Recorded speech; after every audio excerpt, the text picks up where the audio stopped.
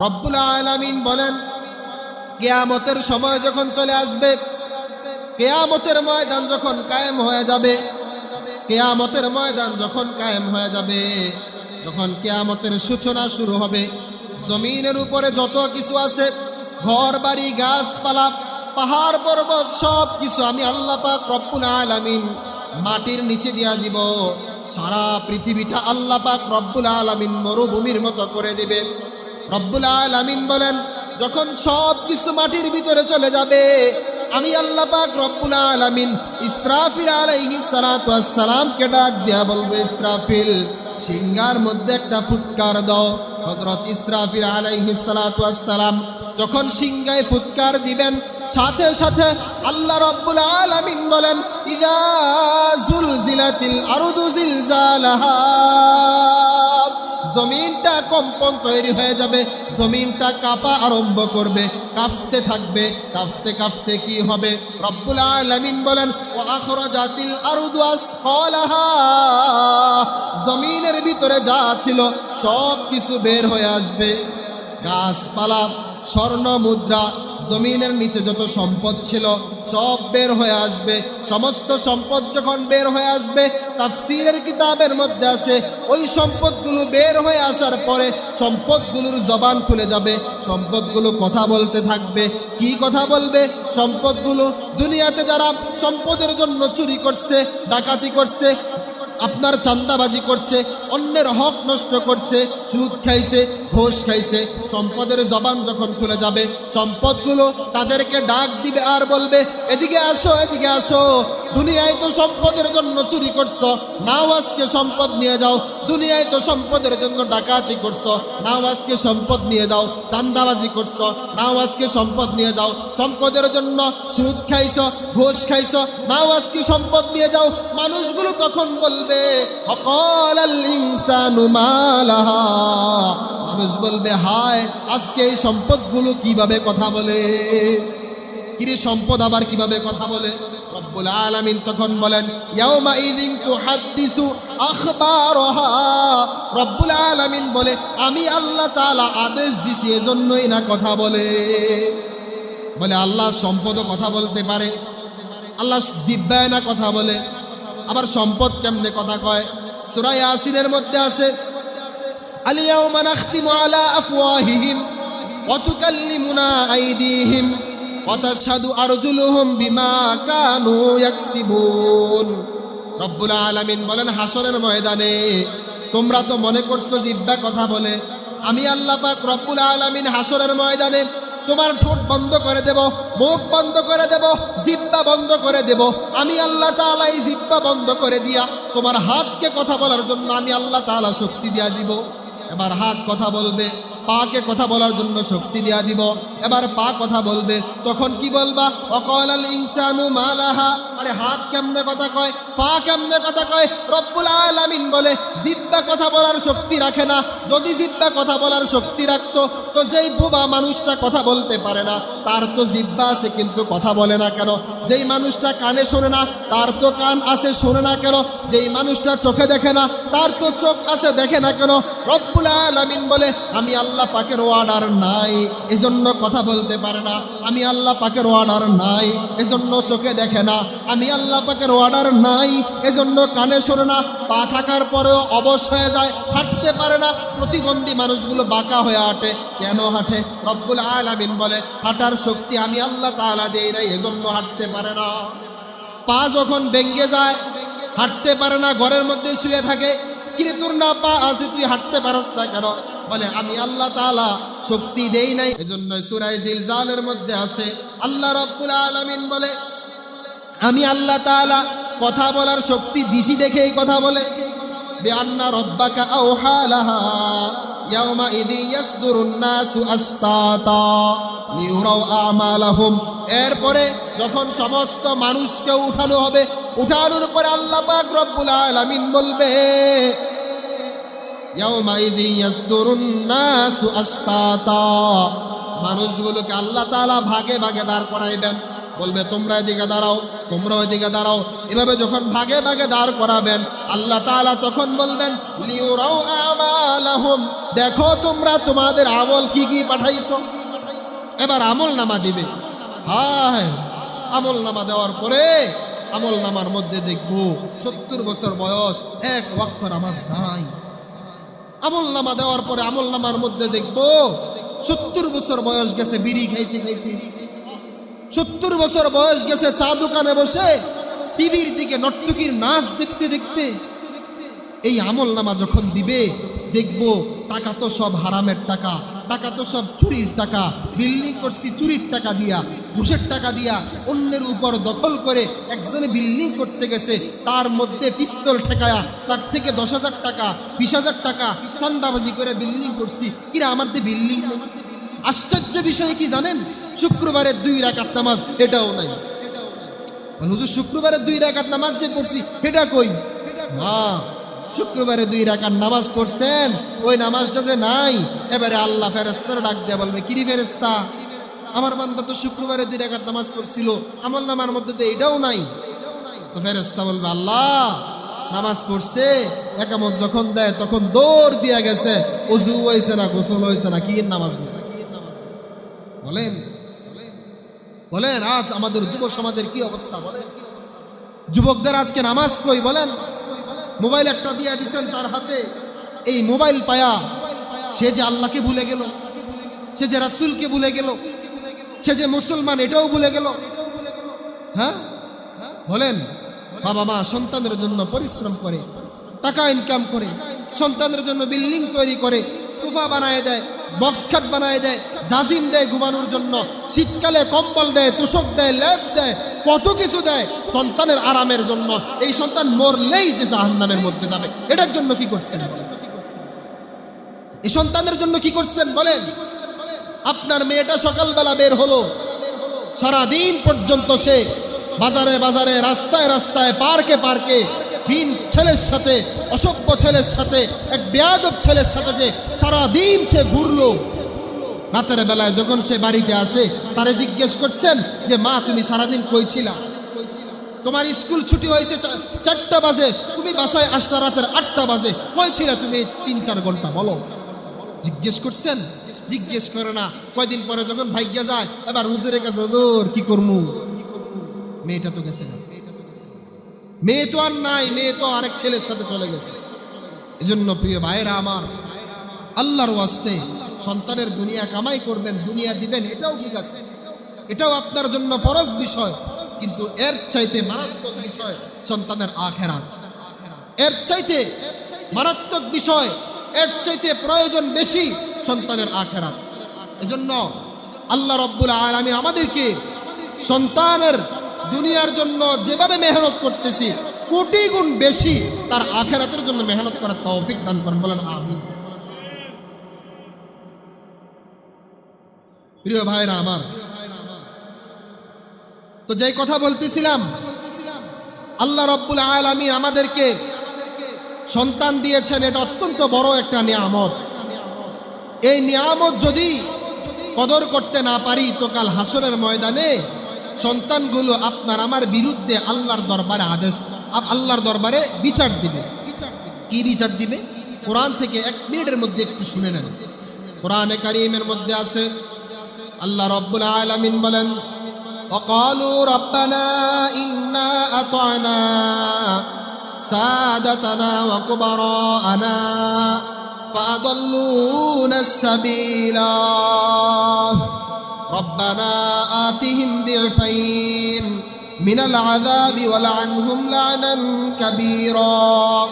হাসরের ময়দানে সন্তানগুলোকে যখন আল্লাহ পাক রব্বুল আলামিন জাহান্নামের মধ্যে দিবেন, ওই সন্তানগুলো আল্লাহ তাআলাকে তখন বলবে, দাঁড়ান আল্লাহ, ক্বালু তারা বলবে রব্বানা আমাদের প্রভু আমাদের রব ইন্না আতানা আমরা আনুগত্য করেছিলাম সাদাতানা ওয়া কুবারানা আমরা আমাদের মুরব্বিদের আনুগত্য করেছিলাম আমরা আমাদের বড়দের আনুগত্য করেছিলাম আমরা আমাদের মা বাবার আনুগত্য করেছিলাম তো তারা আমাদেরকে কি করছে ফাদাল্লুনাস সাবিলা তারা আমাদের রাস্তাটাকে পথভ্রষ্ট করে দিছে আমাদেরকে ধ্বংস করে দিছে যার কারণে আজকে আমরা জাহান্নামের মধ্যে সুতরাং মাওলা যেহেতু ওই সময় আমরা দুনিয়ার মধ্যে জান্নাতও বুঝি নাই জাহান্নামও বুঝি নাই কোনটা জান্নাতের রাস্তা এটাও জানি নাই কোনটা জাহান্নামের রাস্তা এটাও জানি নাই যেহেতু আমরা জানি নাই আমাদেরকে ধ্বংস করছে আমাদের মা বাবারা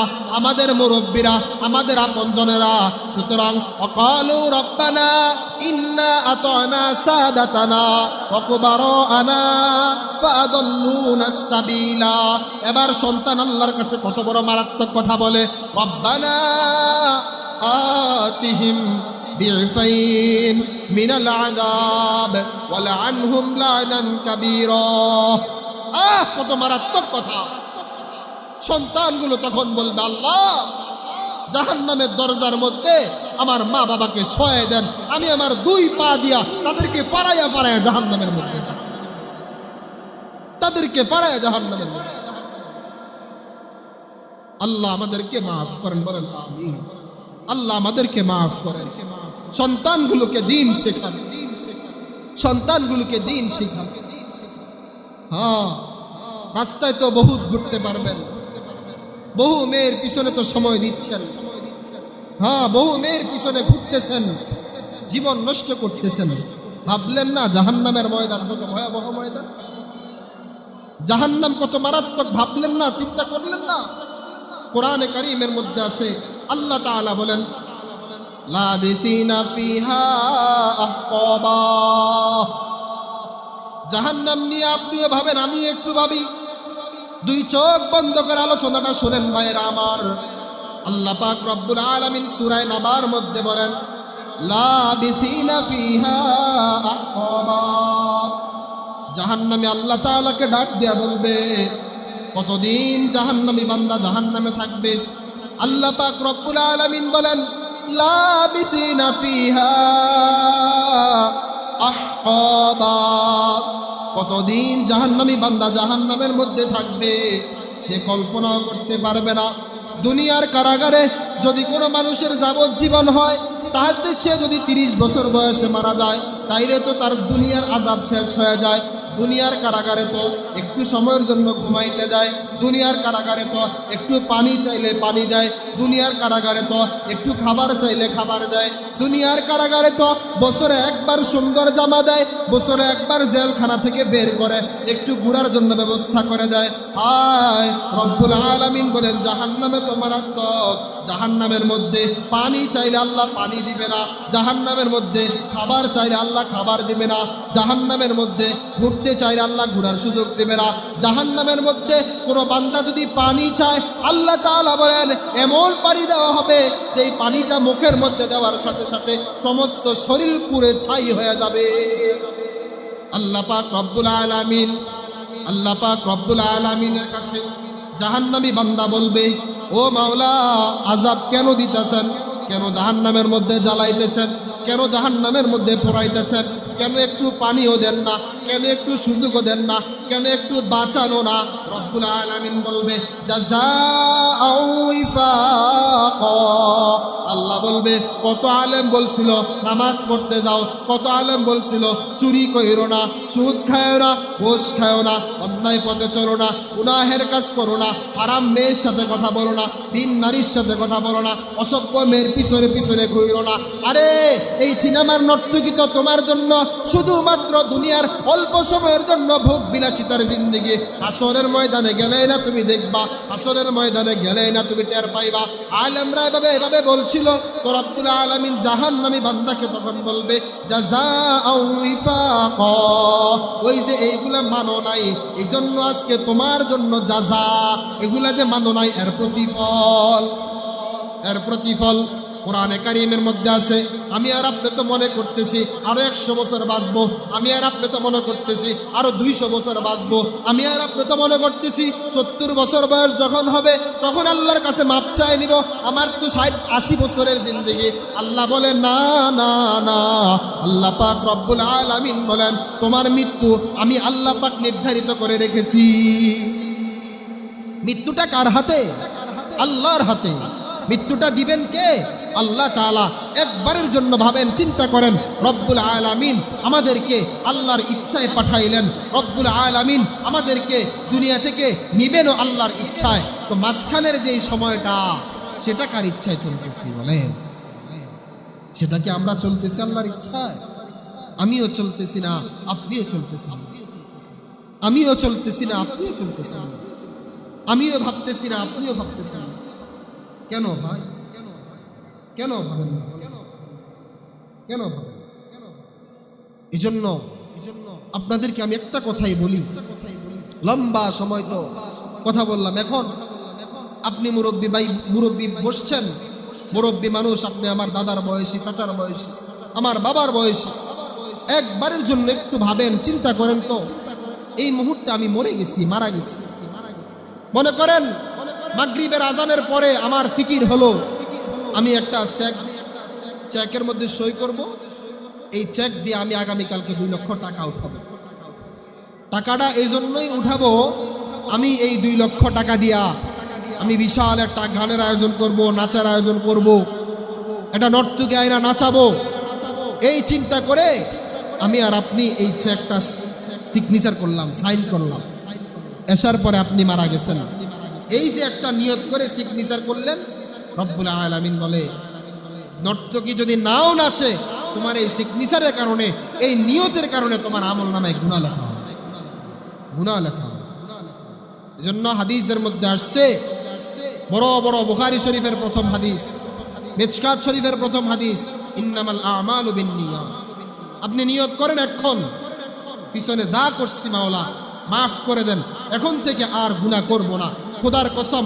এই অবস্থায় এখনই যদি আপনি মারা যান, রব্বুল আলামিন বলে আপনার সমস্ত গুনাহ আল্লাহ মাফ, সমস্ত গুনাহ আল্লাহ তাআলা মাফ। আমি মূলত যে বিষয়ে আয়াত নিছিলাম কাছেও যাইতে পারি নাই, নবীর মহব্বত নিয়ে আয়াত পড়েছি এবং হাদিস পড়েছি। মোটামুটি মাগরিবের আজানের সময় ঘনায় গেছে।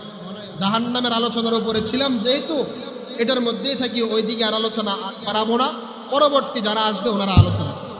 কোরআনে কারীমের মধ্যে আছে, আল্লাহ পাক রব্বুল আলামিন বলেন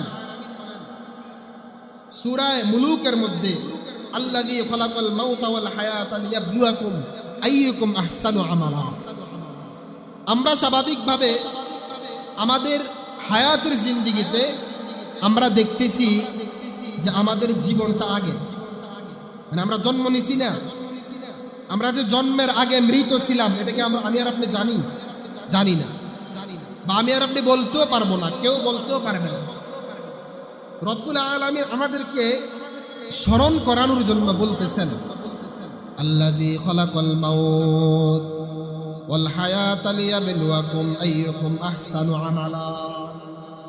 আল্লাহ রব্বুল আলামিন বলেন আল্লাযী খালাকাল মাউত। এখানে দেখেন মউত শব্দটা আগে আসছে। মউত আরবি শব্দ, আমরা এটারে বাংলা বলেও মনে করি মউত। ওয়াল হায়াত আগে আসছে মউত, তারপরে আসছে হায়াত।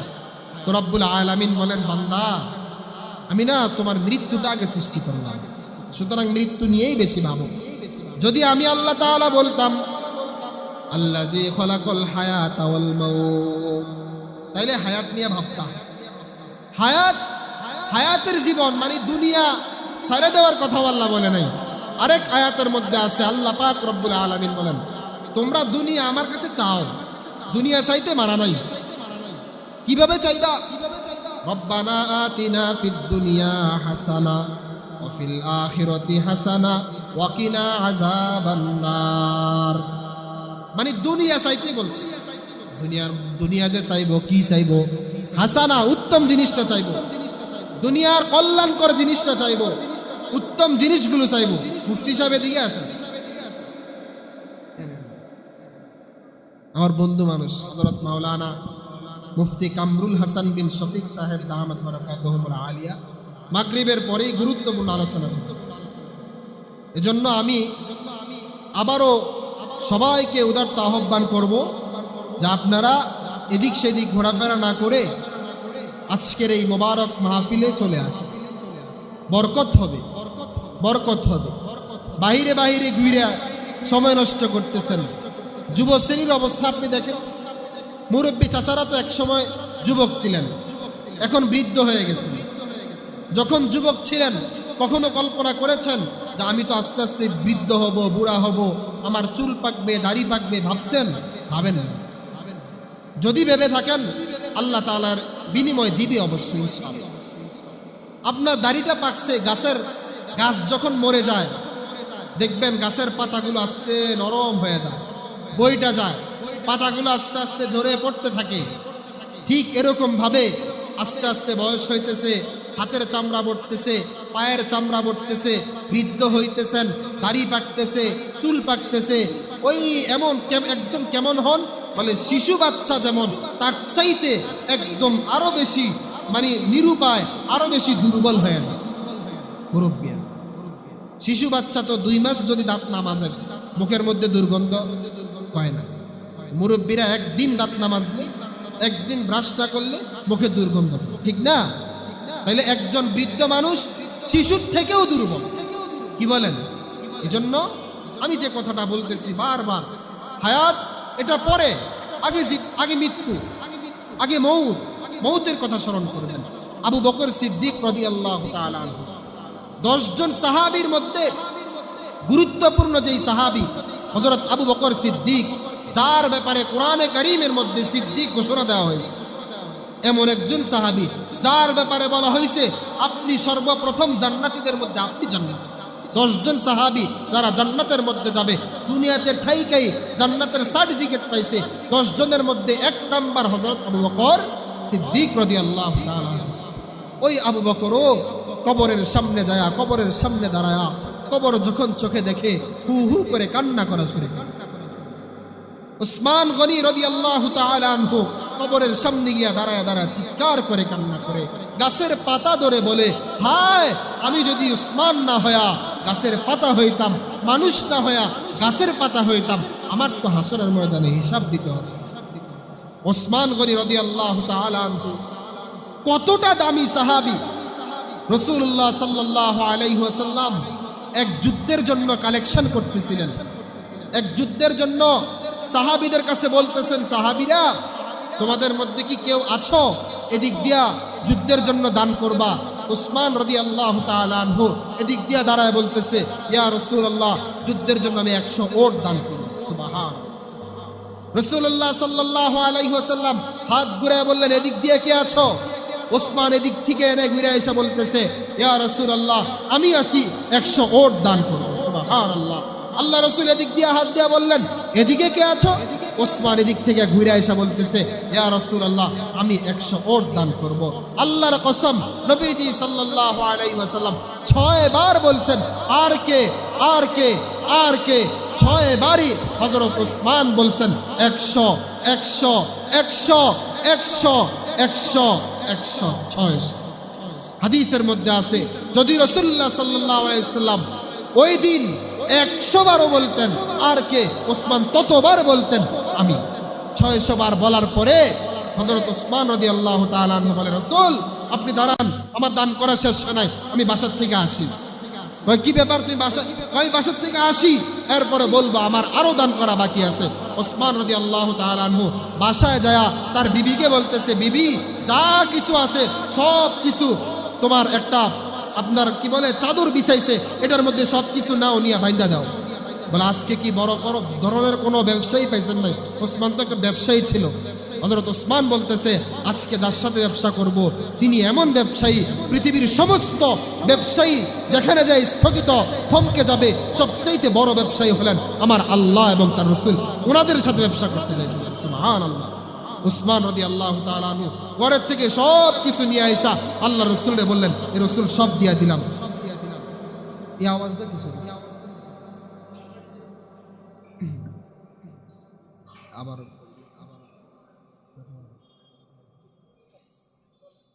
এজন্য প্রিয় ভাইরা আমার, তাহলে এই ঘটনাটা কেন বললাম? ওসমান রাদিয়াল্লাহু তাআলা আনহু এত বড় একজন আজিমুশ শান সাহাবী, ওমর ফারুক আজিমুশ শান সাহাবী, হযরত আবু বকর সিদ্দিক, আর এই রাসূলুল্লাহ সাল্লাল্লাহু আলাইহি সাল্লামের বিষয়টাই আপনি ভাবেন, চিন্তা করেন, জিনার আগে পিছনের সমস্ত গুনাহ মাফ। ওই নবীও তো প্রতিদিন প্রত্যেক নামাজের পরে 100 বার আস্তাগফিরুল্লাহ পড়তেন। প্রতিদিন প্রত্যেক নামাজের পর আল্লাহ রাসূল বলতেন, আল্লাহুম্মা আজিরনি মিনান নার, আল্লাহ জাহান্নাম থেকে আমাকে বাঁচান। যেই নবী সাল্লাল্লাহু আলাইহি ওয়াসাল্লাম জাহান্নাম থেকে বাঁচার জন্য দোয়া করতে পারেন, সেই নবীর উম্মত হইয়া আমরা দৌড়ে জাহান্নামের দিকে যাইতেছি। এজন্য মৃত্যুর কথা ভাবেন, মৃত্যুর কথা ভাবেন। আপনার আমার মৃত্যুতে সিএনজি ড্রাইভার সিএনজি চালা বন্ধ করে দিবে না। আপনার আমার মৃত্যুতে আমার আপনার বন্ধুরা খাবার বন্ধ করে দিবে না। যেই বন্ধুদের সাথে আপনি দিনের 3টায় বের হলেন, রাতের 10টা পর্যন্ত ঘুরলেন, আপনি ওই বন্ধুকে একটু আলগায় আইনা, একদম কানের কাছে আইনা জড়ায় ধইরা জিজ্ঞেস করিয়েন তো, বন্ধু আমি যদি মারা যাই তুই কি আমার মৃত্যুর কারণে একবেলা খাবার বন্ধ রাখবি? সে বলবে, দোস্ত তুই মরলে তো তুই মরেই গেছস, আমি তোর জন্য হুদৌদি খানা বন্ধ করবো কেন? হ্যাঁ, এটা বলবে। যেই বাবা সন্তানের জন্য অট্টালিকা তৈরি করলো, ঘর তৈরি করলো, আপনি দেখেন ওই বাপ যেই দিন দুপুরবেলা মারা যায়, সন্তান ওই দিন দুপুরও তো খানা বন্ধ করে না। যদিও কষ্টে আবেগে দুপুরবেলা খানা বন্ধ করছে, দুপুরের খানাটা সহ রাতের বেলায় 2 বেলার খাবার একসাথে আপন জনেরা ধৈরা তারে খাওয়ায়। আরে তোর বাবা মারা গেলে তো গেছে, মানুষ তো মরতে হবে, এই জন্য কি তুমি খানা বন্ধ রাখবা? 2 টুকরা গোস্ত বেশি করে দেয়। এজন্য আমি বুঝাইতে চাই আপনাদের, সন্তানের দিকে তাকায়া আখিরাত ভুলে যায় না, বিবির দিকে তাকায়া আখিরাত ভুলে যায় না, বন্ধুর ফান্দে পড়ে আখিরাত ধ্বংস করে দিয়েন না। একটা বন্ধু আপনি আল্লাহর জন্য, আপনি দেখেন যে সমস্ত বন্ধু যার কোনো নামাজ নাই, রোজা নাই, আল্লাহ নাই, খোদা নাই, সে আপনার বন্ধু হয় কেমনে? বন্ধু তো হবে একমাত্র আল্লাহ, বন্ধু তো হবে রাসূলুল্লাহ, বন্ধু তো হবে রাসূলুল্লাহর ওয়ারিস উলামায়ে কেরাম, তাদেরকে বন্ধু বানান। যে বন্ধু আপনারা নামাজের দিকে টাকা না, এতে আবার আপনার কিসের বন্ধু? নামাজের সময় আপনারা বলে চল টিভি দেখি, নামাজের সময় আপনারা বলে চল নর্তকীর নাচ দেখি, নামাজের সময় আপনারা বলে চল একটা মেয়ের সাথে ভিডিও কলে কথা বলি, নামাজের সময় আপনারা বলে চল একটা মেয়ের আমরা ধ্বংস করি, ধর্ষণ করি, নষ্ট করি। এত তো আপনার বন্ধু হতে পারে না, এত তো আপনার শত্রু। আপনি দেখেন যেই ছেলেটা নষ্ট হয়েছে, ধ্বংস হয়েছে, মনে করেন স্বাভাবিক একটা উদাহরণ, যেই ছেলেটা বিড়ি খায়, আপনি তারে একটু জিজ্ঞেস করিয়েন, দোস্ত তুমি যে বিড়ি খাও, তোমার বিড়ি খানা কে শিখাইছে? হাতে কইব আমার আরেকটা আমার বন্ধু শিখেছে। 70 বছরের একজন মুরব্বী মানুষরা আমরা যদি জিজ্ঞেস করেন, চাচা আপনি যে বিড়ি খান এটা কার থেকে শিখছেন? ওই চাচাও বলবে আমার যখন অল্প অল্প বয়স, কদ্দুর কদ্দুর বুঝি, তা আমার একটা দোস্ত আছিল, হেতে অন মরে গেছে, তে আমারে দৈরা দৈরা কয় একটু একটা টান খাস না, একটু দেখ কেরম লাগে, এরম করতে করতে আমারে এখন বিড়ি খানা শিখেছে, আমার এখন বিড়ি খানা শিখেছে। এজন্য প্রিয় ভাইয়েরা আমার, যেটা বলতেছিলাম, মৃত্যু আসবে কোনো সন্দেহ নাই, তবে মৃত্যুর আগে আগে মৃত্যুর জন্য প্রস্তুতি নেওয়া, এটা হচ্ছে বুদ্ধিমানের কাজ। একটা মানুষ যখন সফরে যায়, কোথাও যাবে, আমি গত কয়েকদিন আগে আপনার ঠাকুরগাঁও একটা প্রোগ্রামে গেছিলাম, তো যাওয়ার পথে গাড়িতে যা যা নিতে হবে সব আমি প্রায় 2-3 ঘন্টা আগে থেকে গোছানো শুরু করছি। কেন? আমি একটা সফরে যাব, তো মৃত্যু পরবর্তী জিন্দেগি এটা তো একটা সফর, কি বলেন? আমি ঠাকুরগাঁও যে গেলাম, ওখান থেকে আসলাম, আমার সফর শেষ, কিন্তু মৃত্যুর পরবর্তী যে জীবনটা, এটা তো সফর যে শুরু হবে, অনন্তকাল এই সফর চলতে থাকবে। কোন একজন কবি বলেন, ইহা হাম সবে মুসাফির হ্যায়, ইহা হাম সবে মুসাফির হ্যায়, কবর আখের ঠিকানা, কোই আগে রওয়ানা হ্যায়, কোই পিছে রওয়ানা। দুনিয়ায় তো আমরা সবাই মুসাফির, দুনিয়ায় আমরা চিরস্থায়ী থাকতে পারবো না, আমাদের মূল জায়গা হলো আমাদের নিজস্ব নির্দিষ্ট একটা স্থান হলো কবর। ওই কবরের মধ্যে আপনাকেও যাইতে হবে, আমাকেও যাইতে হবে। হয়তো আপনি আগে যাবেন, না হয় আমি আগে যাব। হয়তো আমার বাবা আগে যাবে, না হয় তার সন্তান হিসেবে আমি আগে যাব। কিন্তু ওখানে যাইতে হবে, কোনো সন্দেহ নাই। এজন্য কবি বলেন, ইহা হাম সবে মুসাফির হ্যায়, কবর আখের ঠিকানা, কোই আগে রওয়ানা হ্যায়, কোই পিছে রওয়ানা। কেউ আগে যাবে, কেউ পরে যাবে। কেউ মায়ের গর্ভে মারা যায়, কেউ মায়ের গর্ভে থেকে দুনিয়ায় আইসা মারা যায়। কেউ 10 বছর বয়সে মারা যায়, কেউ 25 বছর বয়সে যুবক হওয়ার পরে মারা যায়, কেউ বৃদ্ধ বছর বয়সে মারা যায়, কেউ 12 বছর বিছনার মধ্যে ঘুমায় থাকে তখন মারা যায়। রব্বুল আলামিন বলেন, আমি কাউরে মওত দেই দিনের বেলা, কাউরে মওত দেই রাতের বেলায়। ওয়া হুয়াল্লাযী ইয়াতাওয়াফাকুম বিল-লাইল ওয়া ইয়ালামু মা জারাহতুম বিন-নাহার। আল্লাহ রব্বুল আলামিন বলেন, আমি আল্লাহ রব্বুল আলামিন কাউকে মওত দেই দিনের বেলা, কাউকে মওত দেই রাতের বেলা, কাউকে মওত দেই বিছানার মধ্যে শোয়া, কাউকে এমন অবস্থায় মওত দেই রাতের বেলা ঘুমাইছে, ঘুম থেকে উঠা স্ত্রী দেখে স্বামীটা মরে গেছে, আর নাই, এমন অবস্থায় আল্লাহ মওত। আপনি এখানে বসে আছেন, এখান থেকে আপনি সুস্থভাবে বাসায় যেতে পারবেন, কোনো গ্যারান্টি নেই, কোনো গ্যারান্টি। এজন্য প্রিয় ভাইরা আমার যে আলোচনা আমি গোছাই বললাম আপনাদেরকে, আবার একদম অল্প সময়ের মধ্যে আমি বুঝাইতেছি। এটা রব্বুল আলামিন বলেন, আমি আল্লাহ পাক রব্বুল আলামিন তোমাদেরকে আমার ইচ্ছায় পাঠাইলাম। একবারের জন্য আমাকে বলো নাই যে আল্লাহ আপনি আমাকে মানুষ বানান, মুসলমান বানান, কাফের বানায়েন না, খ্রিস্টান বানায়েন না, কুকুর বানায়েন না, গরু ছাগল ইত্যাদি বানায়েন না। একবারের জন্য বলি নাই। রব্বুল আলামিন ওনার ইচ্ছায়, ওনার দয়ায়, ওনার রহমে আল্লাহ রব্বুল আলামিন তার ইচ্ছায় আমাকে আপনাকে মানুষ বানাইছেন, মুসলমান বানাইছেন। আবার তার ইচ্ছা যখন হবে তখন আমি আর আপনি দুনিয়া থেকে চলে যাব। এজন্য দুনিয়ার মধ্যে থাইকা অল্প সময়ের যে জিন্দেগি, এটাও তার ইচ্ছা মতো চালান। তার ইচ্ছা মতো যদি চালাইতে পারেন, তাইলে রব্বুল আলামিন বলে, দুনিয়ায় 70 বছর যদি তুমি আমার কথা মতো চলো, হাসরের ময়দানে অনন্তকাল যেই কালের শুরু আছে শেষ নাই, আমি তোমার কথা মতো চলবো। সুবহানাল্লাহ। পাখি একটা উড়ে যাইতেছে, আপনি শুধুমাত্র মনে মনে বললেন, হাই রে, পাখির গোস্তটা যদি খাইতে পারতাম, সাথে সাথে গোস্তটা হয়ে পাখিটা ভুনা হয়ে আপনার সামনে চলে আসবে। কিন্তু যদি দুনিয়াতে চুরি করে খান, যদি দুনিয়াতে চান্দাবাজি করে খান, পাখি, আল্লাহ রাব্বুল আলামিন বলেন, না, পাখি না, বরং উত্রাণু পুইজ গরম রক্ত তোমাকে খাওয়াই দাও। এজন্য আখিরাতকে খুব ভয় করেন, আখিরাতের প্রতি খুব যত্নবান হন। আল্লাহ পাক রব্বুল আলামিন আমাদেরকে মৃত্যুর প্রতি আরো বেশি মনোনিবেশ হওয়া, আখিরাতের প্রস্তুতি নেওয়ার তৌফিক দান করেন। ওয়া আখির দাওয়ানা আলহামদুলিল্লাহি রাব্বিল আলামিন।